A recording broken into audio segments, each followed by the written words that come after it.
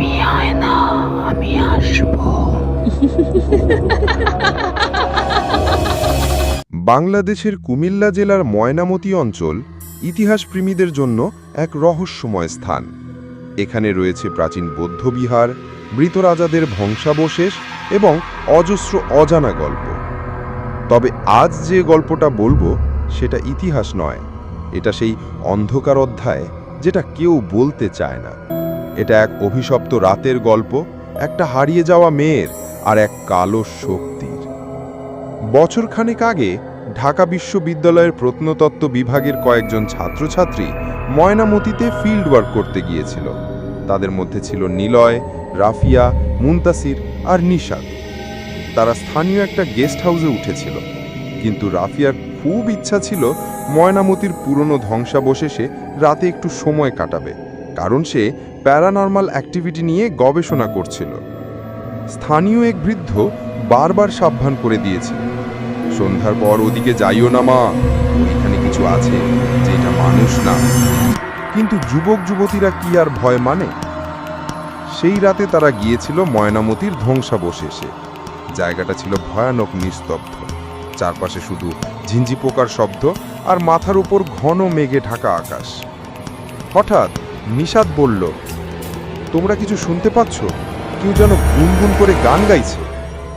সবার শরীর কেঁপে উঠল। রাফিয়া মোবাইলের টর্চ জ্বালিয়ে সামনে এগিয়ে গেল। একটা পুরনো ভাঙা বিহারের ভিতর থেকে শব্দটা আসছিল। তারা একসাথে এগিয়ে গেল। ভেতরে গিয়ে দেখল একটা মেয়ে বসে আছে পাথরের ওপর, সাদা শাড়ি পরা, পেছন ঘুরিয়ে, চুল লম্বা, মেঝে পর্যন্ত ঝুলে পড়েছে। রাফিয়া বলল, আপনি কে? এখানে কি করছেন? কোনো উত্তর নেই।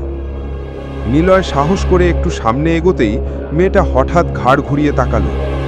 চোখ নেই, কেবল কালো গর্ত, মুখে ফিকে হাসি। সেই মুহূর্তে বাতি নিভে গেল। আলো আবার জ্বললে দেখা গেল রাফিয়া নেই। তাকে খুঁজতে খুঁজতে তারা প্রায় 3 ঘন্টা অন্ধকারে কাটিয়ে দিল। কোথাও রাফিয়ার কোনো সাড়া নেই, মোবাইল অফ, গলার আওয়াজও পাওয়া যাচ্ছে না। ওরা ফিরে এলো গেস্ট হাউসে, স্থানীয় থানায় জানালো। খোঁজ চলল 2 দিন, কিন্তু রাফিয়া আর পাওয়া গেল না। স্থানীয় লোকজন বলল, যেই জায়গায় ওরা গিয়েছিল ওইখানে নাকি এক রাজকুমারীকে জীবন্ত কবর দেওয়া হয়েছিল 1000 বছর আগে। সে প্রতিশোধের জন্য ফিরে আসে পূর্ণিমার রাতে।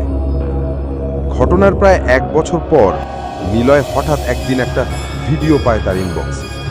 ভিডিওতে দেখা যাচ্ছে ময়নামতির সেই পুরনো বিহার, আর কেউ একজন ক্যামেরার দিকে তাকিয়ে বলছে, তারা সবাই মিথ্যে বলেছে, আমি এখনো এখানে আছি, আমি চলে যাইনি, আমি এখনো সঙ্গে আছি। ভিডিওটা হঠাৎ ধোঁয়ায় ভরে যায়। শেষে শুধু একটা মাত্র শব্দ ভেসে আসে, তুমিও এসো। নিলয়ের পর নিখোঁজ। মুনতাসির আর নিশাদ দুজনেই মানসিক হাসপাতালে। তারা শুধু একটা কথা বলে বারবার, সে ফিরে আসবে আবার পূর্ণিমায়।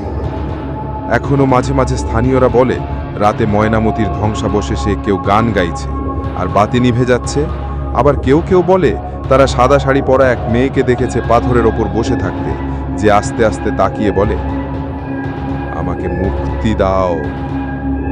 ময়নামতির ইতিহাস যতটা গৌরবময়, এর গোপন রহস্য ততটাই ভয়ঙ্কর। যদি কোনোদিন যান, সন্ধ্যার আগে ফিরে আসবেন, কারণ হয়তো কেউ আপনাকেও খুঁজছে ওখানে চিরদিনের জন্য নিজের করে নেওয়ার জন্য।